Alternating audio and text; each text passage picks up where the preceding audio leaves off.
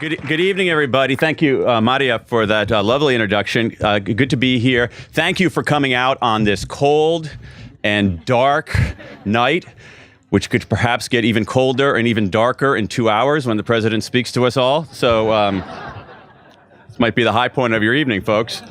All right. Well, thanks for coming out. I really do appreciate it. And I want to thank, before I do anything else, I want to thank the folks at Politics and Prose. I was just talking to Brad. There's Brad. I was just talking to Brad in here, and it just Politics and Prose, in specifically, and independent bookstores in general, are just such an enormously important part of our community. And tonight is a great example of that. So what you can do is you can come out of this great store, you can talk about ideas, you can find great things to read. You've got a staff that has read all of these books that can give you guidance. And it's just, and in this world of, and I'm not going to be political for the rest of this evening, but in a world of fake news and alternative facts, having quality writing, real facts, real evidence is really important for our democracy. So before we go any further, give it up for Politics and Prose. All right, enough. That's it. Okay, now, back to me. So it's a little bit peculiar here tonight because this book came out a year ago. And anybody read this book? Just, okay, a handful. Okay, that's fine. That's cool. Anybody buy it? No, just kidding. So the book came out a year ago, and so this book is in paperback. And one of the things that, and today is the day of the paperback book published. And one of the things I like about paperbacks as a writer and as a reader is that, number one, it's cheaper. And so one of the things that's great about paperbacks is that there are a lot of people who don't get around to reading a book. A year goes by, and suddenly the price drops considerably. That's great. I like getting books in people's hands. For me as a writer, my paperbacks live a very long time. My hardbacks don't always live that long, but paperbacks live a very, very long time. So I look at this as like sort of the exciting birth of a second child here. You got your first child, the hardcover, the one you put all your hopes and dreams into, and then you have your second child, you just let go and let her do her thing. So I'm going to tell you a little bit about, and the advantage here is that this book came out a year ago, so I've talked about it a little bit around the country, and so what I want to do is, I have a pretty good sense of what people find boring. So I'm going to leave that stuff out. And instead tell you why I wrote this book, and then give you 5 ideas from the book that people over the last year seem to have responded to the most. And then we'll take some questions. Make sense? Everybody ready? Okay, so I wrote this book, as Maria said, I wrote this book in part out of frustration. I was making all kinds of timing decisions in my own life. Things like when in the day should I write? When in the day should I exercise? When should I take a break? When should I start a project? When should I abandon a project that's not working? And I was making these decisions in a very half-assed way. You can say half-assed at independent stores. So I'm making it in a very half-assed way. And that frustrated me. And because I like evidence, I like facts, I like making decisions based on real things. And so I started looking around for guidance, and it didn't exist. And then I got curious. I said, I wonder if there's any research on this question of timing. So I frabbed around a little bit, and it turned out there was a huge amount of research on this question of timing. The trouble is it was spread across many, many, many, many different disciplines. So there was research in social psychology and in economics, and so those are subjects that I've written about before, but there was also research in microbiology. There was research in endocrinology. There was research in anesthesiology. There was this whole field called chronobiology. And basically 25 different disciplines, 24 different disciplines were asking very, very similar questions. But the trouble is that like many academics, they weren't talking to each other outside of their discipline. So the economist didn't talk to the psychologist didn't talk to the anthropologist, nobody talked to the endocrinologist. Makes sense to me. And yet they were all asking very, very similar questions. What's the effect of time of day on how we feel and how we perform? How do beginnings affect us? How do midpoints affect us? How do endings affect us? And I felt if I went wide and deep into this research, and it took a while, it took 2 years to track through this research.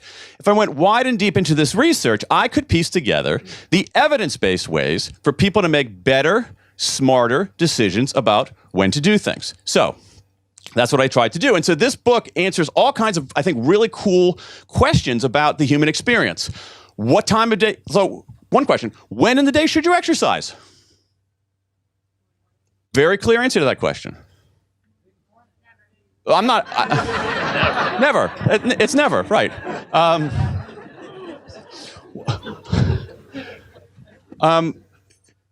Are naps a good thing for us or a bad thing for us?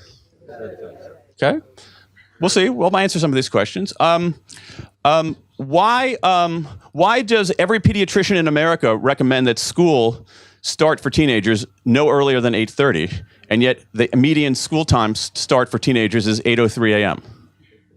Why is that? If any of you have kids or college-age kids, one of the best things you can do for your career earnings is graduate in a boom economy. One of the worst things you can do for your career is graduate in a recession.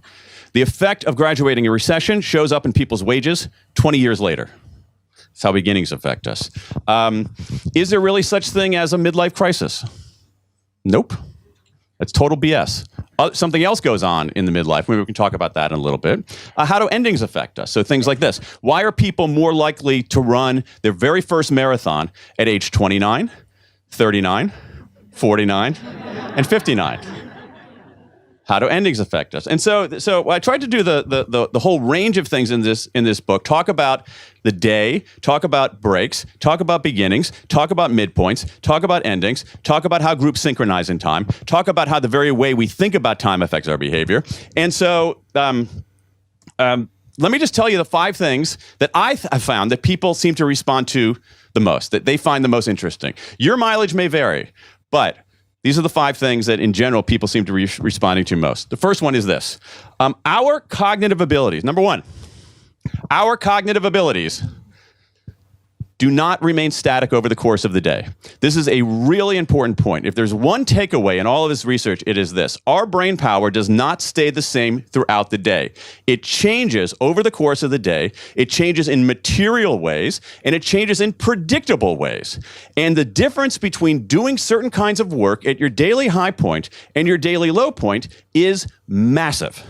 It's massive, and we haven't reckoned with this. We haven't integrated this most of us, into our own personal practices, and certainly we haven't integrated it into the way we run companies. And so the idea here is, well, I'll give you one more startling factoid on this. When we think about, okay, let's talk about statistical variance, because I know that always livens things up. So we've got, imagine I'm going to do an air chart for you, all right?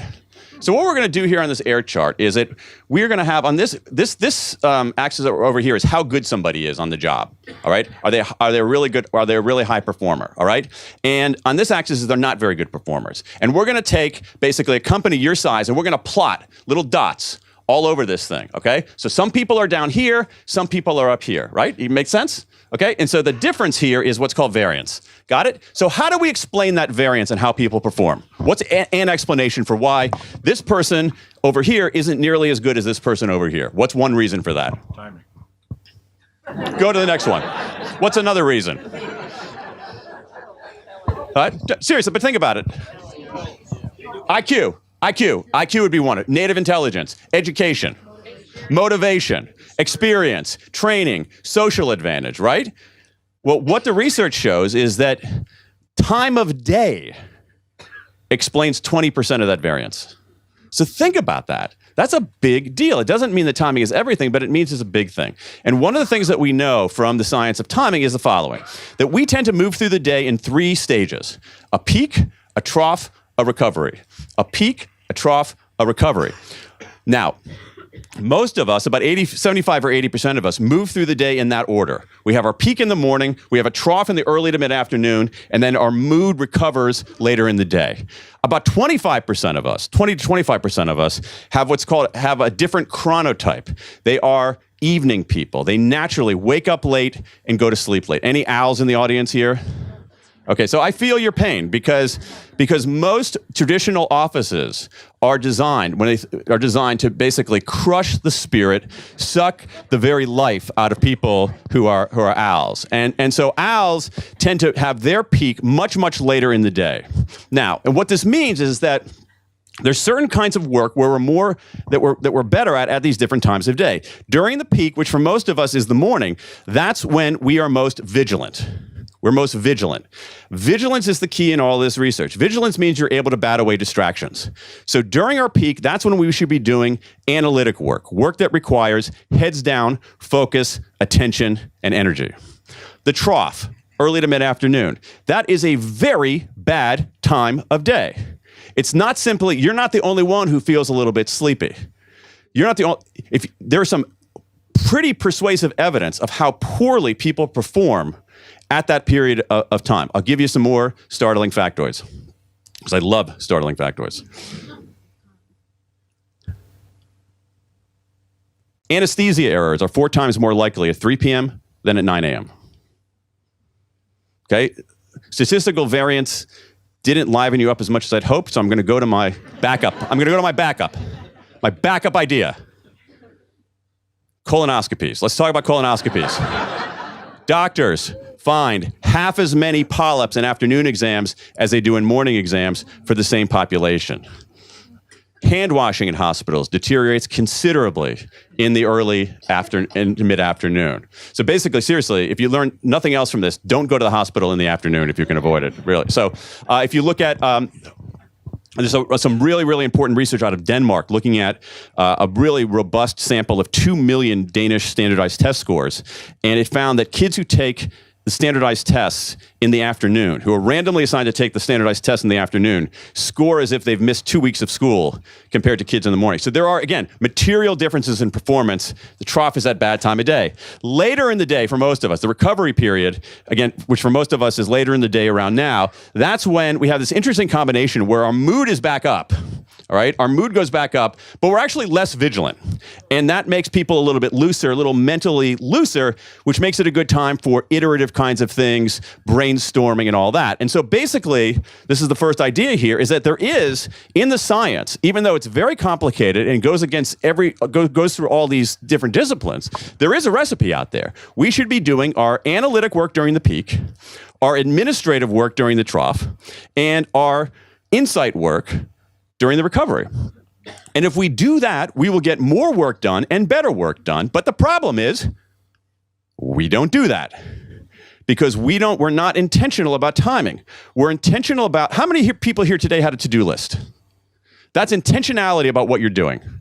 You have HR departments in your offices. That's intentionality about who you're doing things with. But when it comes to when we do stuff, we think it doesn't matter, but it does. It matters a lot. And so if we just make this small adjustment, and this book, more than any book that I've written, changed the way I do things. Any other writers in the audience? Okay, so the writers in the audience will know this. It's a phenomenon, it's a universal cosmic phenomenon about writing.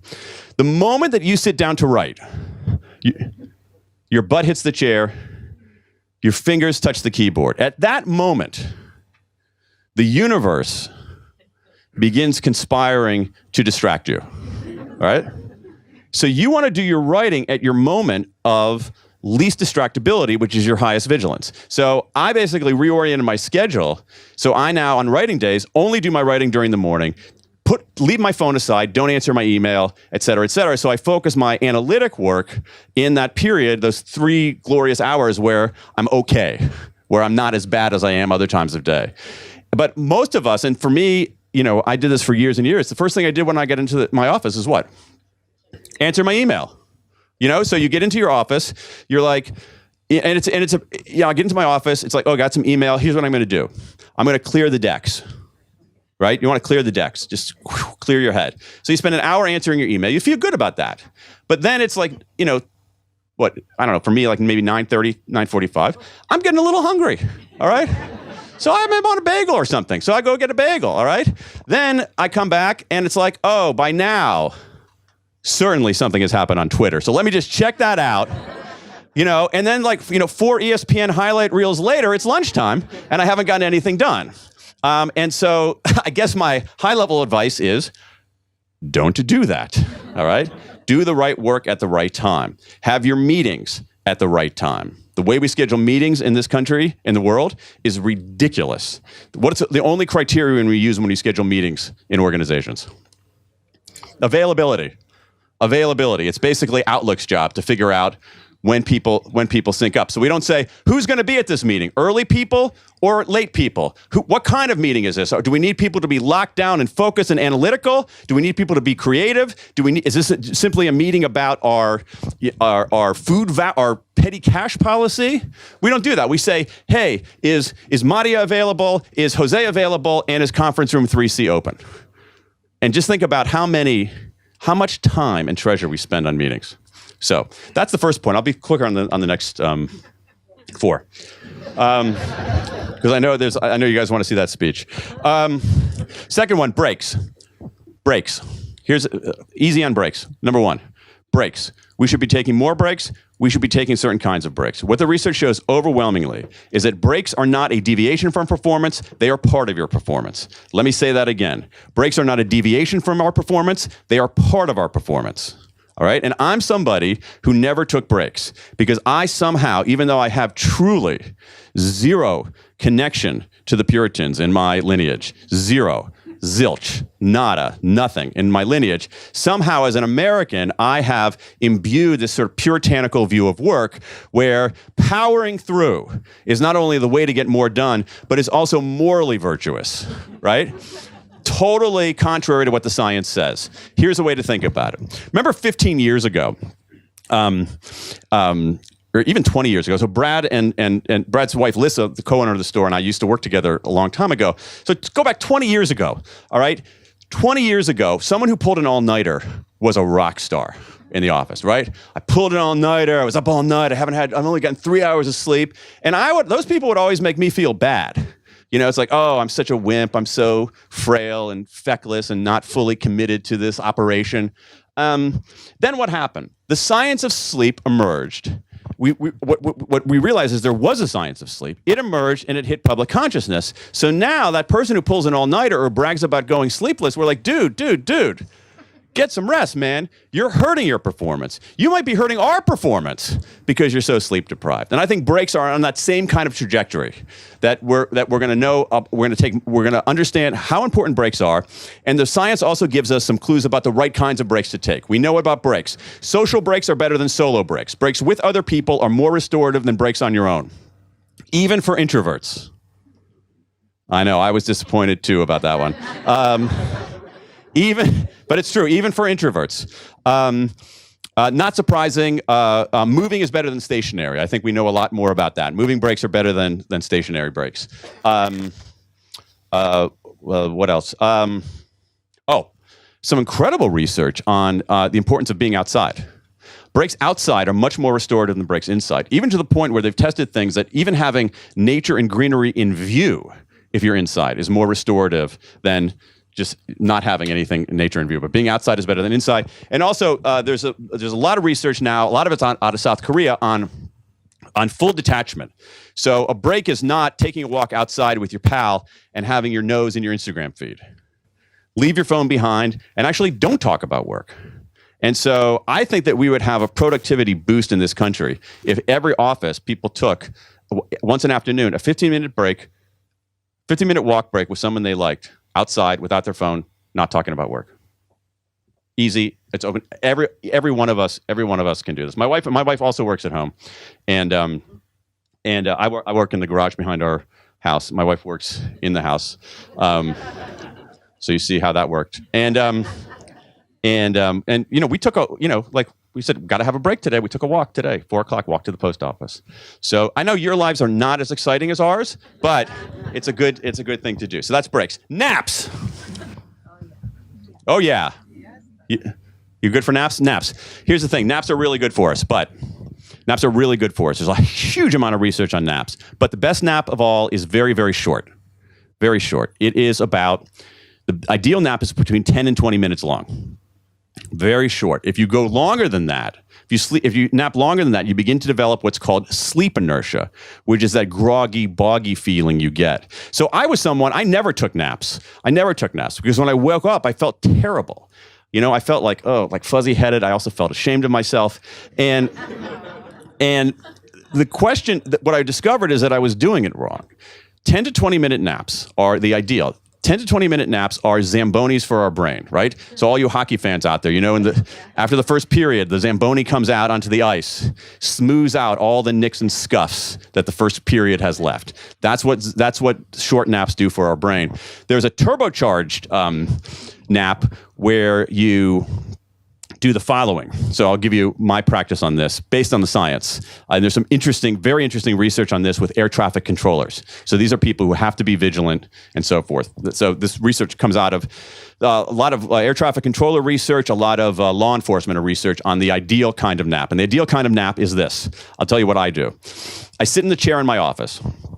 I put on noise-canceling headphones. I set my phone for the countdown timer for 25 minutes. Set the countdown timer for 25 minutes. Then, right before I close my eyes, I have a big cup of coffee.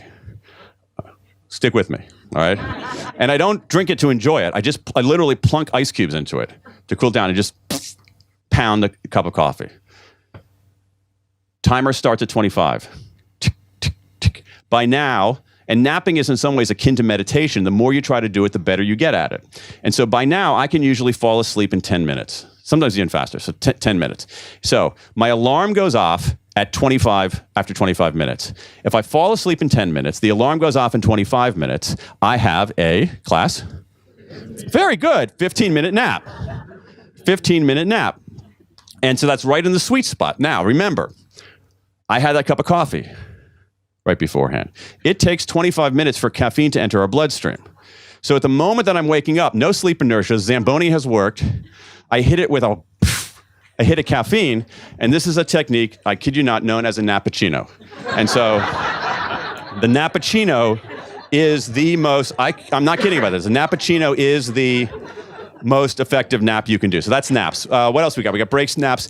Okay, so I'm really into and I hope we get some questions on this, the episodic nature of things. I was really fascinated by how do beginnings affect us? How do midpoints affect us? Midpoints is one of the most interesting lines of research because they're typically invisible to us. But anything that has a beginning and an end, by its nature, has a midpoint.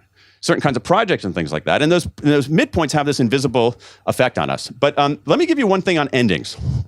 How many of you have ever said this to someone? I've got some good news and some bad news. Okay, anybody not said this to somebody? All right, I've got some good news and some bad news. So here's the question. When you're delivering good news and bad news, what should you give first, the good news or the bad news? Okay. This is one of those questions where you actually have a 50-50 chance of getting it right. So, okay, so let me give you the argument. Here's what I have done for years and years and years. I always, always, always give the good news first. Here's why. Number one, it's uncomfortable giving bad news, right? It's uncomfortable to receive bad news. So you just want to ease into it a little bit. Two, if it's really bad news, I want to establish like a cushion before bringing down the hammer. The other thing is that I feel like if I just start with bad news, people will just totally shut down. They won't listen to anything else. That's the argument. But forget about my argument here for a second. I want to ask you a very different question. This is a question that Angela Legg and Kate Sweeney asked in their research, which is this. When you are on the receiving end of good news and bad news, when someone says it to you, what do you want to hear first, the good news or the bad news? Let's see a show of hands. How many people want the good news first? How many people want the bad news first? Overwhelmingly, this is what the research shows. And so what we don't do, so here's the thing. I want the bad news first myself. I'm too stupid to extrapolate from my own preferences to assume that anybody else shares those, right?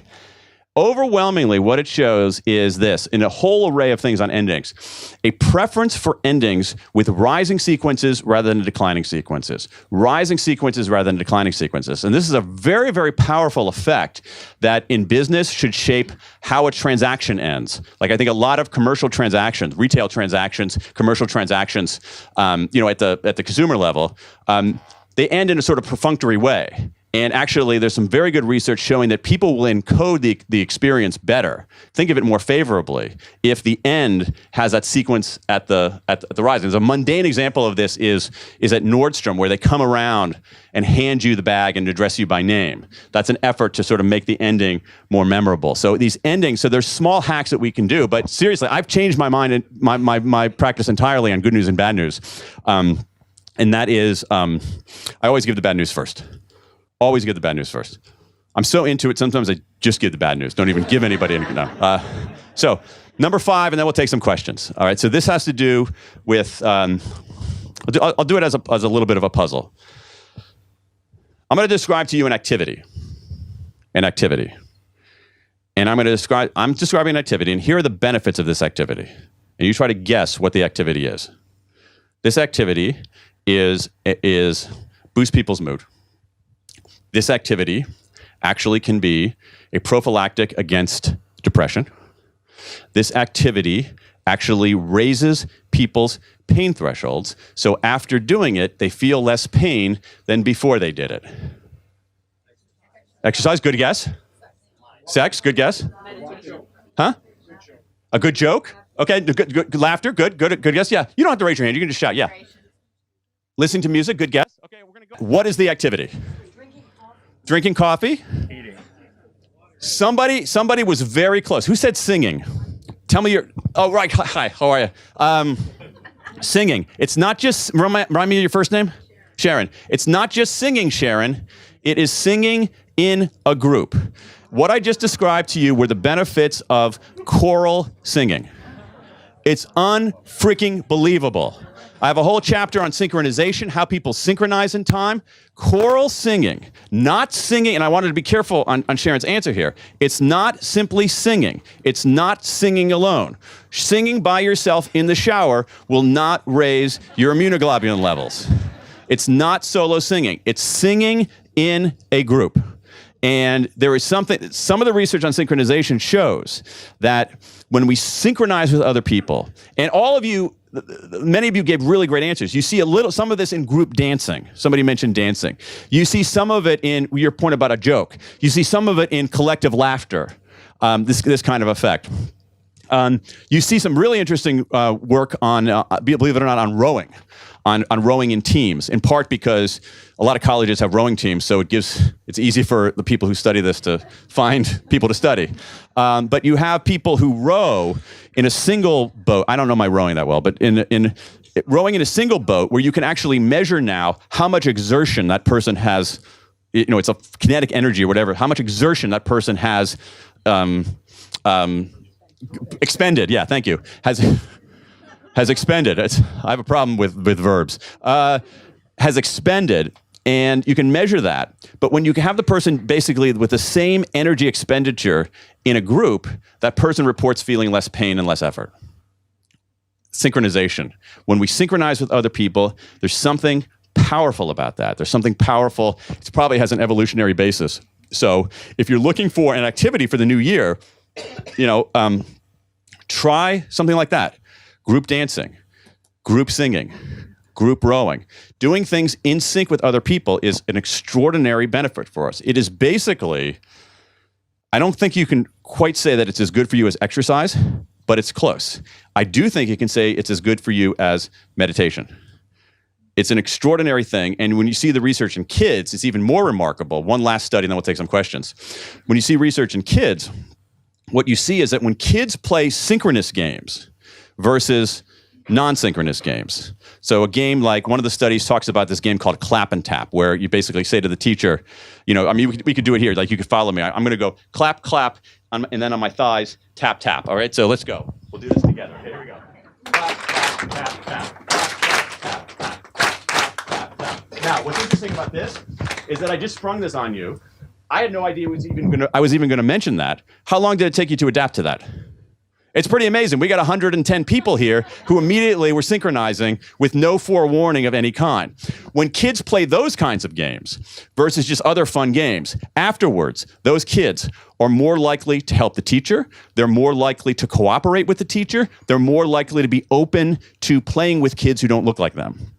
that this synchronization is this interesting virtuous circle where synchronizing with other people makes us feel good.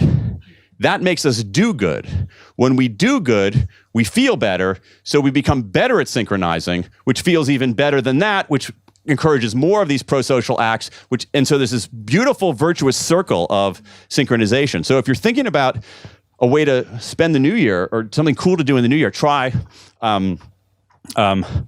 group singing, group dancing, group rowing, roller derby, whatever works for you. Let me stop there. There's so much good stuff in here, but I want to take some questions. So thank you. What are your questions? We have about 23 minutes for questions. Have your researchers found that people change over time? Because for my first, 20, 30 years, I was a morning person. Now, I was a lawyer, I was a doctor, now I do writing. And it used to be I was good at that in the morning, and now it's the evening. It would be much more convenient if I stayed a morning person. That's interesting. But I haven't. Carol, that's interesting because what you're talking about, the answer to your first question is yes, people do change over time. The answer to your second part is that the kind of change that you experience is very different from the norm. So here's what we know. So this idea of a chronotype, are we larks, are we owls, morning people or evening people, that sounds kind of pop culture folkloric. There's a whole field of science behind this, man, called chronobiology that talks about our chronotypes. Are you a lark, are you an owl, or are you in the middle? The distribution overall looks like this. About 15% of us are very strong larks, morning people. About 20% of us are very strong owls, evening people. And about 2/3 of us are in the middle, what I call third birds. I know. So I seriously, I went through like 1,000 bird names and I just couldn't find anything that worked for that. So, but what we know is there are changes over time, and you, Carolyn, are very different. What we know is this: little kids, very larky. As anybody with little kids know, they wake up early, start running around like crazy people right away, right? Little kids, very larky. Around our mid-teens, there's a sizable move toward lateness. Sometimes 2 and 3 hours. This is one of the reasons why school starts way too early for teenagers. And at some level, it starts a little late for really little kids. Like we're getting the worst of both worlds in the way on our school start times. So in this period of intense owliness, lasts from about the mid-teens to the mid-20s. After that, there is, in general, for most people, the people who are not the 20% hardcore owls, there's a gentle descent into greater and greater larkiness. And so if you look in general, and you're the outlier on this, the chronotypes of people under 70 and people, say, over 65 are very similar. So we do change over time. Yours is interesting, but hey, don't fight it. Just go with it. That's the thing. Yeah, I mean, are you doing your writing in the evening now? Yes, but I have less time in the evening than I used to have in the morning. So it's not that I've chosen it that way. It's that that's how it is. I mean, the ideas come in the evening. Great. All right. Well, I mean, at least you have ideas. That's more than most people. Thank you. Let's go to the next one. Josh, how are you? Hey, man, things are good. Yeah, he knows my dad. And your mom. Yeah. And I know you. Yeah, sure. Anyway, I had a thought, which is that there's a saying people often give called, you want to save the best for last. Yeah. Meaning, you want the fourth quarter of a game to be the most exciting. You want the last 30 minutes of a movie to be the most exciting. Do you agree with that? And if so, how might that influence your thoughts on the order in which we should give news? Great point. It's a bigger question than you realize, because there's a lot of research on that. There's even research in the NFL, some big data research in the NFL. Let's say we divide up an NFL game. How many minutes in an NFL game? 48? 60. 48 in a basketball game. Basketball, yeah. So NBA game. Yeah. So official minutes, right? Yeah. What minute from 1 to 60 do you think they're the most points scored? The middle. So it's 29. It's not 59, and that makes sense because some teams are just trying to run out the clock or the game is over. But there are I don't remember the exact figure, but in the 29th minute there are often more points scored than there are in the previous 15 minutes cumulative because of that effective endings. It energizes us. It gets us going. Now, on the idea of sequence is a really interesting question, Josh, because there's a lot of really interesting research on what's called serial, SERIAL, competitions. Serial competitions. So these would be things like American Idol, figure skating, but on the workplace, it could be things like pitching for business. All right, so you're pitching for business, and you are one of, say, 5 or 6 people pitching. Do you want to go first? Do you want to go last? It depends. It depends. But there's a way to actually up your odds a little bit on this. So what the research shows is that if there are not many competitors, you want to go first. All right. What the research also shows is that there are a lot of competitors. You definitely want to go last. There are a lot of people pitching it. You definitely want to go last. And there's some research, again, a lot of this research gets done because of availability of people and data. And so there's research on this in figure skating because there's data on figure skating. And going last in figure skating is a monumentally valuable thing. People outperform. If you get slotted to go last, you outperform what you would do on the median. So a lot of competitors, you go last. If you are the challenger, like there's already an incumbent, you actually want to go first. Take that away from him or her. And so there are various ways to factor this in. You can't lock it down, but you can increase your odds. You can increase your odds. And the way I look at it is this. If you use some, on this particular question of serial competitions and pitching and sequence, let's say that you're I don't know, anybody here in sales? Any few of you in sales? Okay, so let's say that you're reaching out and you're pitching for business. Ordinarily, if let's say you have a 9% chance of getting the deal. If you get the sequence right, it doesn't lock it down. Maybe you just get an 11% chance of getting the deal. But that 2% difference, if for something you're doing over and over and over again, that's huge. That can give you a big, big advantage, paying attention to the kinds of questions Josh is asking. Who else? Oh, Mark. Hey, Dan. It's like old home week. Hi, Mark. Going back to the larks and the owls, suppose you were giving couples therapy to a lark and an owl, and let's say I'm the lark and my girlfriend Cheryl was an owl. This is a hypothetical, right, Mark? No, it's not remotely hypothetical, but she's not here, so I can take the answer to her. Who's who, Mark? Who's who? How do you reconcile those? Who's things? who? I'm the lark. Yeah, which leaves her to be the owl. Yeah, it's interesting. It actually can be difficult to reconcile. So I think the first thing to do would be simply to recognize it and to know that, like, you're not getting up early because you're trying to avoid her. You're getting up early because that's when you get up early. She's not trying to stay up late because she's trying to wear you up by making you party until the middle of the night. Or she might be, but no, it's probably not. That's just who she is. So I think that reckoning with that. What's interesting about what you're talking about is sort of like Carolyn, is that the gender differences are reversed in what they typically are. Huh.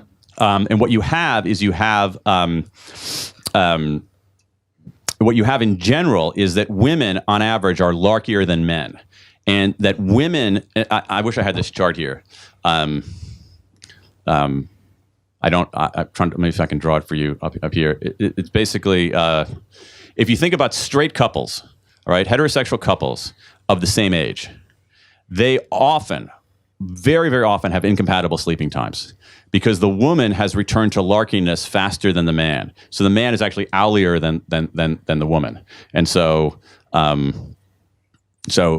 that's for couples of the same age. Men who marry much younger women or younger women who marry much older men, they often have very compatible sleeping times. Take that for what it's worth. So on this, I think it's a hard problem to solve fully. I just think you have to acknowledge it and work around it and make compromises. I mean, I hate to sound like Dr. Phil, but this is I think that's the way to do it, because at some level, Mark, like these chronotypes, they're not that malleable. It's sort of saying, it's like, I'm not very tall. All right, I wish I were taller. All right. What are you going to do? So they're not that malleable. What I would do is try to figure out some kind of compromise and actually track it for a week or so and just see how much incompatibility there is. Yeah. Anybody else need couples therapy?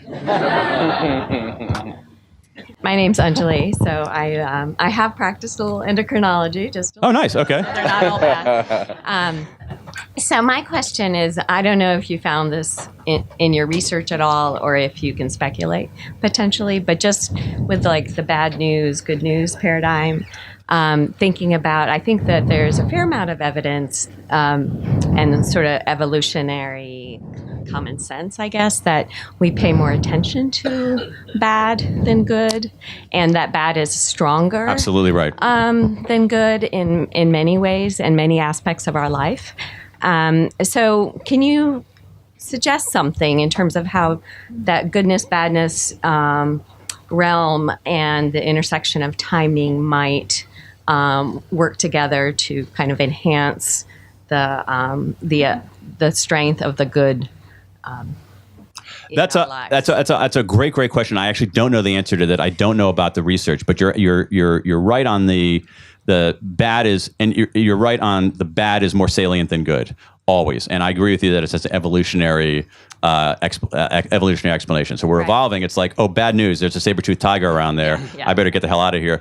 Good news. Oh, look at that pretty leaf. Right? So it's less, the people who looked at the pretty leaf didn't survive. Right. The rest of us who were freaked out by that saber-toothed tiger survived, and we passed our genes into the generation. What I would do is, the only thing that I can think of is, on this, is some of the research on what's called processing fluency. Right, so there's research on processing fluency. What kind of it's basically what kind of messages stick, and there's certain kinds of things that we know improve processing fluency, that get things to stick.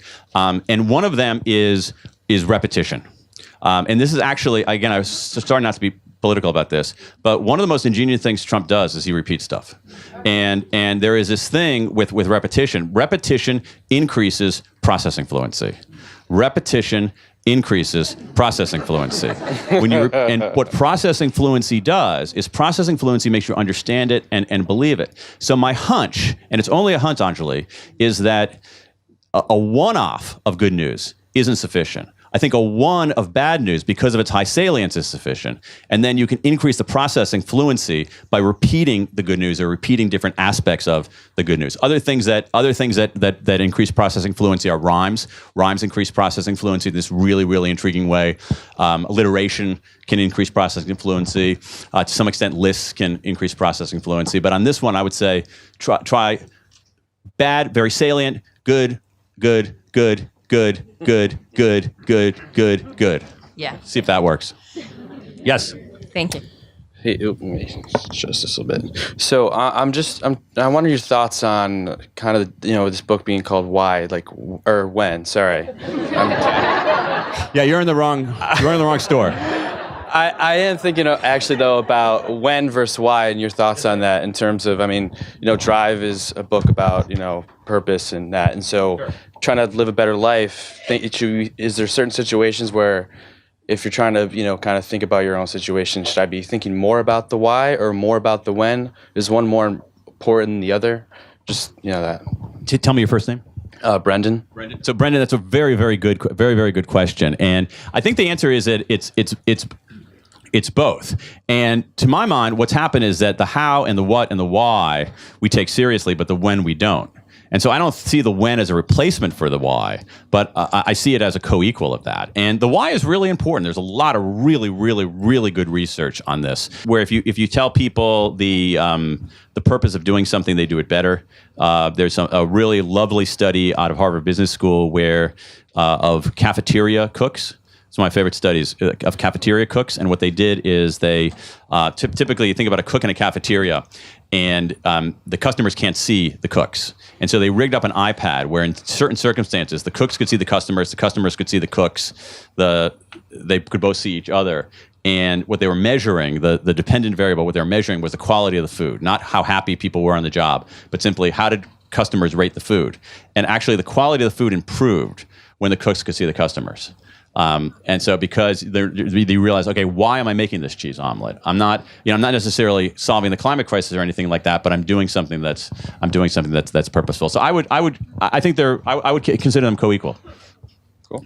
Yes. Thank you. Hi. So As someone who is about to graduate in May, what can I do to sort of safeguard against, you said like basically when you graduate. Yeah. What can help me? Tell me your first name. Madison. Madison. It's a little late, Madison. No. No. You're actually in pretty good. So you're going to graduate in May. Yeah. And so what they did, this research is some really brilliant research, very, very complicated to understand. The math behind it is above my head. I had to bring in a research assistant to basically explain the math in this paper to me. They look at the unemployment rate. And so right now you actually have pretty good news because the unemployment rate right now is extraordinarily low. And it's hard to imagine, although talk to me at 9:45. It's hard to imagine that the unemployment rate now is what, like 3.8, somewhere around there. Anybody from the BLS here? Any furloughed Bureau of Labor Statistics person here? It's about 3.8%. That's really low, Madison. And so by May, even if it goes up a little bit, it's still going to be pretty low. So you're going to be in pretty good shape. The one thing that I would tell you is this: is which is important to understand, which is the mechanism at work here, why this happens. Because here we know why it's happening. Here's what happens. Basically, getting a job, finding a career is a matching exercise. You're trying to find your skills to match an employer's or customer's needs, right? And we very rarely get the match right away. It takes time for people to make the match. And so what happens is that people enter the labor market, and it's not a great match. It's a mismatch of sorts. And what they do is they move to a better match, all right? And one of the things that we know from Lisa Kahn's work is that the way that people's salary increases is often by moving jobs. And so let's say you have a job, it's not a great match. You move to another job, it's a slightly better match, you're earning slightly more. Then you move to a third job, it's an even better match, you're earning slightly more. Your salary is going to go up. And if there's high unemployment, you can't move. You're stuck. And so that has a cascading effect. So one piece of advice that I would give for you is actually graduate on time. You're on time, right? Mm-hmm. You're going to graduate in May? Yes. You got all the credits? Yes. Filled out all the forms? Okay. And then actually be conscious of that in the first, say, 6 or 8 months of your career of trying to find the match. And if in that early stage, if the match isn't right, don't be hesitant about moving. Because when the economy turns down, as it inevitably will, it's going to be harder to move, and that's going to have a knock-on effect later in your working life. Yes, sir. Hi. So I think the best business. Tell me your first name. David. And I'm losing my voice a little bit. So. Sorry. I think the best business book I read was Drive, and I think for me Have you read this? not yet, but I feel like I don't have to anymore. Then I have not done my job. I know the 5 key things. Go ahead, David. Yeah. And I think for me, the best part of that book was the results-only work environment. Oh, cool. Talked about. And I wondered to what extent the productivity during the day research that you've done here informs complements that research on results-only work environment. And then secondarily, as a CEO, what would you do to sort of take advantage of those 2 pieces of knowledge? Yeah, so David is referring to something in a previous book called the results-only work environment, which is a practice that several companies have instituted where people don't have to be at work at a certain time. They don't have starting times, they don't have ending times. And this is, under labor law, it's for salaried employees. It's harder to do with wage employees. And so what they have to do is they have results that they have to deliver. And so if you want to come in for 3 hours in the middle of the day and then go to a Nats game at 4 o'clock, you don't have to ask for permission. You don't have to do anything. You just go and do your thing. And so I think I haven't seen research on the intersection of those, but I think we can assume some kind of crosswalk between them because this is a very popular kind of policy for owls. Because they don't have someone forcing them to go to an 8 o'clock staff meeting. Those of you who are owls do not want that 8 o'clock a.m. staff meeting. It's torture. And so you don't have to do that. You can do your work at 7 at night or 8 at night or 10 at night or something like that. So I think it's just another way of giving individuals a little bit more autonomy, a little more sovereignty over their work. And a dimension of that, so in Brendan's case too, if we think about like what are the dimensions of work that we want some sovereignty over? One of them is what we do. One of them is who we do it with. Some of them is how we do it. But when we do it is actually material. And so results-only work environments establish that. If I were a CEO or a boss of any kind, what I would, I guess the most important thing that I would do would be, I would actually measure the chronotypes of my team. And there are various instruments out there to do that. There's a Munich chronotype questionnaire. There's a morning evening questionnaire, just to get a sense of that. And what I wouldn't do is I would not have, since most people are going to be more larks than owls, I would not have these ridiculous time-consuming meetings in the morning. I would leave people alone to do their work at the time they're best doing their work and push the administrative meetings toward the middle of the day and the more iterative meetings later in the day, and not clog up people's time like that. The other thing that I would do as a boss is this is really in modeling behavior, is that I would not answer the email of anybody who sent me an email before say 11 a.m. or something like that. Just to say, because one of the most deadly things that you can do in your overall productivity is to start the day by clearing out your email. And I know it feels really good. I know it feels like an accomplishment. I have been there, all right? I have been, with the email clearance high, right? Exulting in my chair, feeling good, right? And that is a false high. Boys and girls, that's a false high. So I would do those two things. Thanks. How about how are we doing on time? Hi, we can take one more question. Okay, one more. Yes, sir. Mm-hmm. Okay. My name's Ken. I'll get that out. Thank you. Thank you for spotting the pattern, Ken. Yeah, I did. I remember reading some medical research about people, how they remember painful experiences, and how the experience ends is very important in the memory. So I guess, just thinking about it, while I listen to you talk, if you can game that to some extent, I think the dentist that gives a sweet to the kid at the end of the procedure, but the sweet has to be sort of part of the procedure, it has to be part of the experience to work, I think. But I think there's something there. There definitely is in the study, and there's actually a lot of research on pain in this regard. And actually, I don't mean to bring up a colonoscopy study to close this, because that would be like the worst ending you could possibly have. All right, so I'm conscious of that. But there's a very famous piece of research on colonoscopies where people evaluated the pain, the discomfort of the colonoscopy, and people whose colonoscopy ended painfully reported it as more painful than even ones that were painful throughout but didn't end painfully. And I think I think Ken, you have a good way of I think it's a good way of wrapping this up. One of the things about this book is is that I feel like it's made me more aware. There's William James, who was one of the founders of modern psychology, has this line that's haunted me since I read it in an essay, and he says, most of us go through life only half awake. All right? And it always bothered me. It's like, am I going through my life only half awake? And I think that if you are awake to the dimensions of time and how it affects us, you can become more fully awake. Because if you think about it, we are temporal creatures. All right? It's not as if we have a biological clock. What we know now from molecular biology and chronobiology is that we essentially have biological clocks in every cell in our body. We are essentially walking timepieces, and we are always moving through time. So again, I don't want to get woo-woo with you on the end, but here you go. This presentation began in the past. It's gone, all right?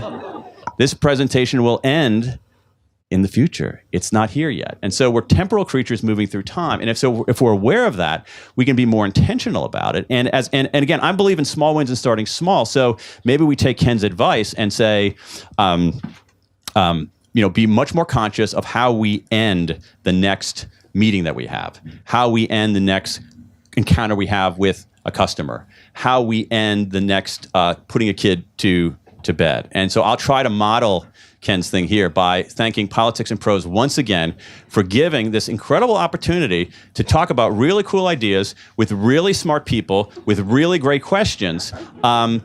So kudos to Politics and Prose, and thank you all for coming out here tonight. Writing is a very solitary profession.